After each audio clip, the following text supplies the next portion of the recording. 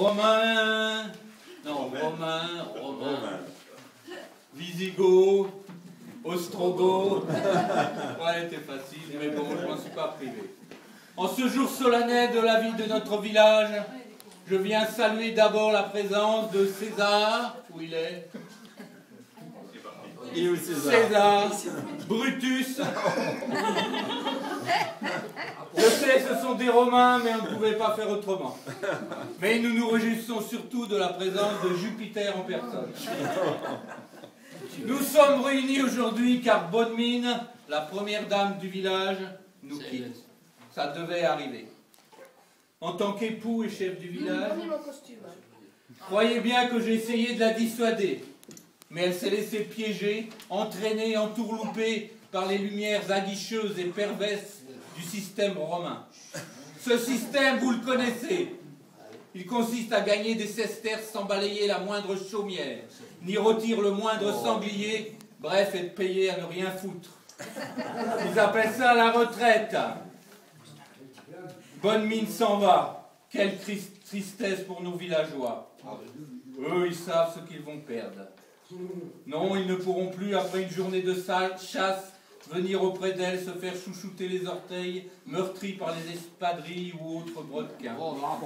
Ils ne pourront plus être apaisés, réconfortés, quand après une douce...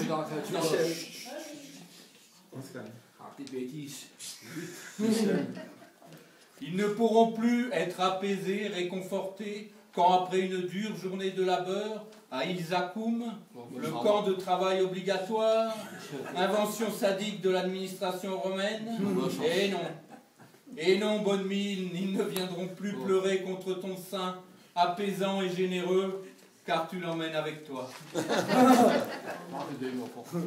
Mais aussi, ils ne dégusteront plus les plats délicieux mijotés avec amour, ni ces pâtisseries consciencieusement cramées dans le four du village. Fini les bons petits plats gaulois, tant pis pour eux. Bonne-Mine, tu t'en vas. Et tant pis pour toi. Tant pis, car tu n'entendras pas non plus les mots doux, sursurés par l'ostrogoth méiérique, montant les escaliers de son pas léger, laissant échapper de sa babine moustachue les quelques paroles fleuries que tu connais si bien. Bonne-Mine, tu t'en vas, tant pis pour nous. Nous ne retrouverons plus dans tes cavernes personnelles ou tes placards particuliers ces délicieux capharnaüm dans lesquels tu te plongeais hardiment pour extraire là quelques décrets romains, ici une fiole de belladone ou une décoction de mandragore, là un papyrus égyptien de la plus haute importance, déniché au-dessus de tes clistères, entre un concentré de prunus pour la vésicule et une compresse de hêtre pour soulager quelques hémorroïdes. Oui, mais surtout, Bonne-Mine, tu me laisses seul, démuni, avec ces trois créatures, ces enjôleuses, ces corruptrices, ces affriolantes sirènes dont tu sais qu'un clignement d'œil suffit à transformer le valeureux guerrier que je suis en un stupide cochon d'Inde.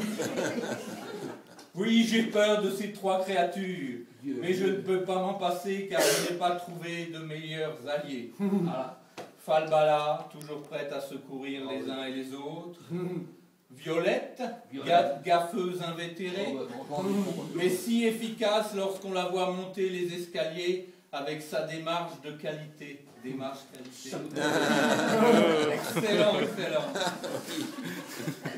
Et notre toute nouvelle Cléopâtre, dont on sait que la couronne frétillante a jadis fait tomber tous les Césars. Et ça peut toujours servir. Bonne-Mine, tu pars avant l'opération Alésia 2013, prévue par l'intelligentsia romaine, sans doute assurée.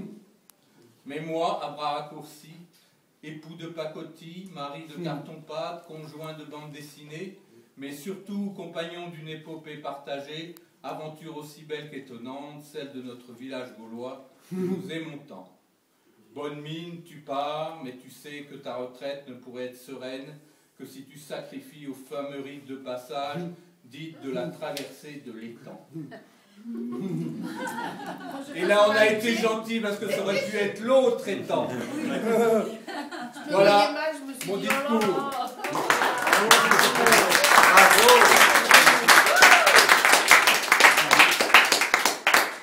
Je reviens tout de suite, je vais chercher mon appareil. Il ne faut pas marcher sur le Mais là, tu dois passer là.